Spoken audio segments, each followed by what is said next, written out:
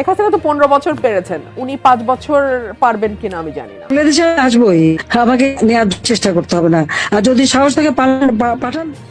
গোপন call record ফাঁস, MP হয়েই নিষিদ্ধ আওয়ামী লীগে যোগ দিলেন ব্যারিস্টার রুমিন ফারহানা। দেশের রাজনৈতিক অঙ্গনে এক বোমা ফাটল। সশস্ত্র সংসদ সদস্য হিসেবে সম্প্রতি শপথ নেওয়া ব্যারিস্টার রুমিন ফারহানা গোপনে নিষিদ্ধ ঘোষিত আওয়ামী লীগে যোগদান করেছেন বলে অভিযোগ উঠেছে। একটি গোপন কল রেকর্ড ফাঁস হয়ে যাওয়ায় এই খবরটি আজ সকাল থেকে সামাজিক যোগাযোগ মাধ্যম থেকে শুরু করে রাজনৈতিক মহলে আগুনের মতো ছড়িয়ে পড়েছে। গত 17 বছর ধরে যে নারী কণ্ঠটি বিএনপির সমর্থক শব্দ হয়ে উঠেছিল, যে কণ্ঠস্বর সংসদের ফ্লোর থেকে শুরু করে রাজপথ পর্যন্ত আওয়ামী লীগ সরকারের বিরুদ্ধে আগুনের গোলার মতো বর্ষিত হতো, সেই ব্যারিস্টার রুমিন ফারহানা কি এবার যোগ দিচ্ছেন আওয়ামী লীগে? বিশ্বাস হচ্ছে না তো, হওয়ার কথাও নয়, কিন্তু রাজনীতির মাঠে অসম্ভব বলে কিছু নেই। বাংলাদেশের রাজনীতিতে কি আসছে বড় ভূমিকম্প? বিএনপির তুখর মুখ রুমিন ফারহানা কি তবে যোগ দিচ্ছেন আওয়ামী লীগে, নাকি এটা শুধু গুঞ্জন? পর্দার আড়ালে চলছে অন্য খেলা। যে কণ্ঠ একাই টিভি স্টুডিও কাঁপাত, যে নামটা বিএনপিকে জনমনে বাঁচিয়ে রেখেছিল, সেই রুমিন ফারহানা কি এখন বদলে ফেলছেন ঠিকানা? বাবা ছিলেন আওয়ামী লীগের প্রতিষ্ঠাতা সদস্য, মেয়েও কি তবে ফিরছেন সেই পুরনো শিকড়ে? দর্শক, আওয়ামী লীগের পক্ষ হয়ে এবার সংসদে কথা বলবেন রুবিন ফারহানা এবং অহংকার দিবেন একের পর এক। কারণ এই ব্যারিস্টার রুবিন ফারহানা স্বতন্ত্র প্রার্থী হয়ে বিপুল ভোটে জয়লাভ করে এমপি হয়েছেন। এছাড়াও এই ব্যারিস্টার রুবিন ফারহানা 18 বছর ধরে বিএনপির দলের জন্য কষ্ট করেছে। সবসময় বিপদে আপদে এই বিএনপির দলের পাশে ছিল ব্যারিস্টার রুবিন ফারহানা।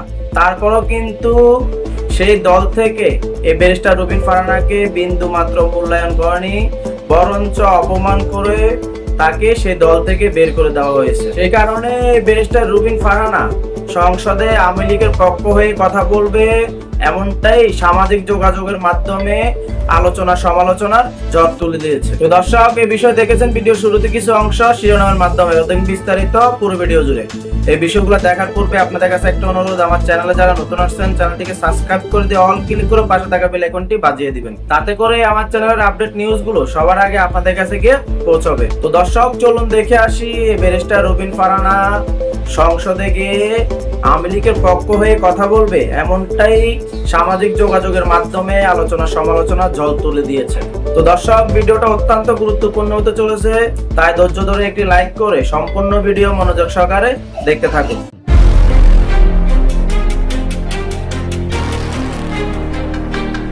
গত 17 বছর ধরে যে নারী কণ্ঠটি বিএনপির সমর্থক শব্দ হয়ে উঠেছিল, যে কণ্ঠস্বর সংসদের ফ্লোর থেকে শুরু করে রাজপথ পর্যন্ত আওয়ামী লীগ সরকারের বিরুদ্ধে আগুনের গোলার মতো বর্ষিত হতো, সেই ব্যারিস্টার রুমিন ফারহানা কি এবার যোগ দিচ্ছেন আওয়ামী লীগে?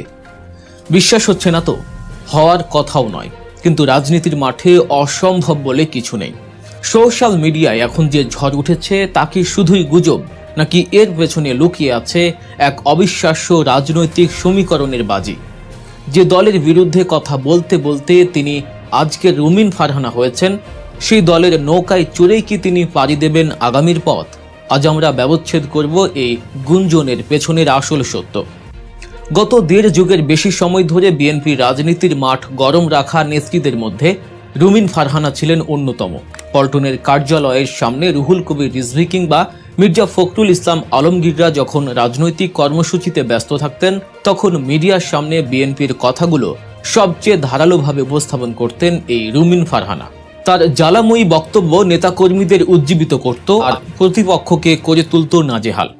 বিএনপির নাম নিলেই সাধারণ মানুষের মনে যে গুটিকয় মুখের ছবি ভেসে উঠত, রুমিন ছিলেন তাদের একজন। অথচ হঠাৎ করেই যেন দৃশ্যপট বদলে গেল। এক অজানা কারণে দলটির নীতি নির্ধারণী পর্যায় থেকে ছিটকে পড়লেন তিনি, হয়ে গেলেন ব্রাত্য। কিন্তু কেন? যে নেত্রী দলের জন্য এত কিছু করলেন, তাকে কেন সাইড লাইনে বসিয়ে রাখা হলো? রুমিন ফারহানার এই হঠাৎ দলছুট হওয়া বা কোণঠাসা হওয়া কি শুধুই দলীয় কোন্দল, নাকি এর শেকড় আরো গভীরে? ইতিহাস কিন্তু এক অদ্ভুত ঘটনার সাক্ষী দিচ্ছে। রুমিন ফারহানার বাবা ছিলেন প্রখ্যাত ভাষা সৈনিক অলি আহাদ। তিনি ছিলেন পূর্ব পাকিস্তান মুসলিম ছাত্র লীগ এবং পরবর্তীকালের আওয়ামী মুসলিম লীগ অর্থাৎ আজকের আওয়ামী লীগের অন্যতম প্রতিষ্ঠাতা সদস্য। 52 ভাষা আন্দোলনে সামনে থেকে নেতৃত্ব দিয়েছিলেন তিনি। দলটির জন্য ঘাম ঝরিয়েছেন, জেল খেটেছেন। কিন্তু ভাগ্যের কি নির্মম পরিহাস, ভুল বোঝাবুঝির কারণে তাকেও একদিন আওয়ামী লীগ থেকে সরে যেতে হয়েছিল। মাওলানা ভাসানীর ঘনিষ্ঠ এই নেতা পরবর্তীতে নিজের আলাদা রাজনৈতিক পথ বেছে নিয়েছিলেন।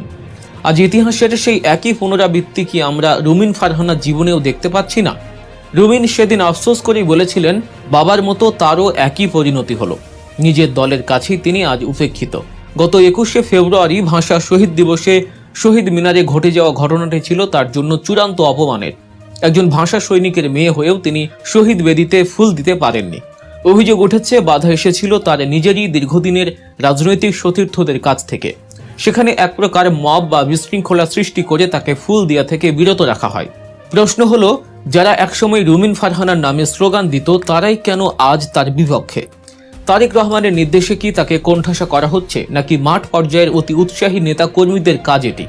রুমিন ফারহানা কষ্ট পেয়েছেন, অপমানিত হয়েছেন, আর এই অভিমান থেকেই কি তিনি পা বাড়াচ্ছেন উল্টো পথে? সম্প্রতি সোশ্যাল মিডিয়ায় রুমিন ফারহানার কিছু বক্তব্য ভাইরাল হয়েছে, যা এই গুঞ্জনের আগুনে ঘি ঢেলেছে। তিনি খুলনা থেকে রাজশাহীর উন্নয়নের প্রশংসা করছেন, যা পরোক্ষভাবে আওয়ামী লীগ সরকারের আমলে যে দৃশ্যমান উন্নয়নেরই স্বীকৃতি। আবার কখনো কখনো আওয়ামী লীগের বর্তমান কোণঠাসা অবস্থাকে তিনি মজলুম হিসেবে ইঙ্গিত করছেন। তার কথায় সহানুভূতির সুর। তিনি বলছেন, আওয়ামী লীগের এই দুঃসময়ে তাদের পাশে থাকা বা তাদের কথা বলাটাই সমীচীন। একজন কট্টর বিএনপি পন্থী নেত্রীর মুখে এমন সুর শুনে রাজনৈতিক বিশ্লেষকরা নড়ে চড়ে বসেছেন। এটা কি শুধুই পুরনো দলের প্রতি ক্ষোভ, নাকি নতুন কোনো রাজনৈতিক মেরুকরণের সূক্ষ্ম ইঙ্গিত? 5 আগস্টের পট পরিবর্তনের পর দেশের রাজনীতি এখন এক নতুন মোড়ে দাঁড়িয়ে। আওয়ামী লীগ এখন অনেকটাই নেতৃত্ব শূন্য, বিপর্যস্ত।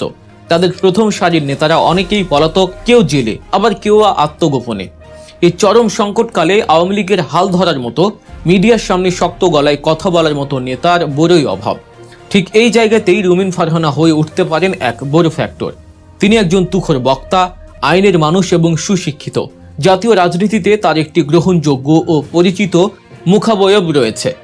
আওয়ামী লীগ যদি তাদের এই নেতৃত্ব সংকট কাটাতে রুমিন ফারহানাকে দলে ভিড়ায়, তবে তা হবে রাজনীতির দাবার বোর্ডে এক মাস্টার স্ট্রোক। হয়তো শুরুতে বিষয়টি অবিশ্বাস্য মনে হতে পারে, কিন্তু আওয়ামী লীগের ইতিহাস ঘাঁটলে দেখা যায় রাজনৈতিক প্রয়োজনে তারা অনেক সময় ঘোর বিরোধীদেরও বুকে টেনে নিয়েছে। দলের অস্তিত্ব রক্ষার স্বার্থে এমন সিদ্ধান্ত নেওয়া তাদের জন্য নতুন কিছু নয়। অন্যদিকে রুমিন ফারহানার সামনে পথ খোলা দরকার। বিএনপি থেকে ছিটকে পড়ার পর তিনি স্বতন্ত্রভাবে নিজের শক্তিমত্তা প্রমাণ করেছেন। নির্বাচনে জিতে তিনি বুঝিয়ে দিয়েছেন দলীয় প্রতীকের বাইরেও তার ব্যক্তিগত ভোট ব্যাংক এবং জনপ্রিয়তা রয়েছে।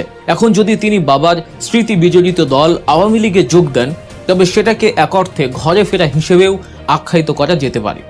বাবার অসমাপ্ত রাজনৈতিক অধ্যায় মেয়ে হিসেবে তিনি নতুন করে শুরু করতেই পারেন। এটা তার জন্য আবেগের জায়গা হতে পারে, আবার ক্যারিয়ারের জন্য হতে পারে এক বিশাল। তো দর্শক, আপনাদেরকে ধন্যবাদ সম্পূর্ণ ভিডিও জুড়ে পাশে থাকার জন্য। আজকের ভিডিও নিয়ে আপনাদের যদি কোনো মূল্যবান মতামত থেকে থাকে তাহলে কমেন্ট বক্সে এসে অবশ্যই জানাবেন। তো আজকের ভিডিও পর্যন্তই, আবারও চলে আসবো নতুন কোনো ভিডিও নিয়ে, নতুন কোনো টপিক নিয়ে। সে পর্যন্ত ভালো থাকবেন, সুস্থ থাকবেন। আল্লাহ হাফেজ।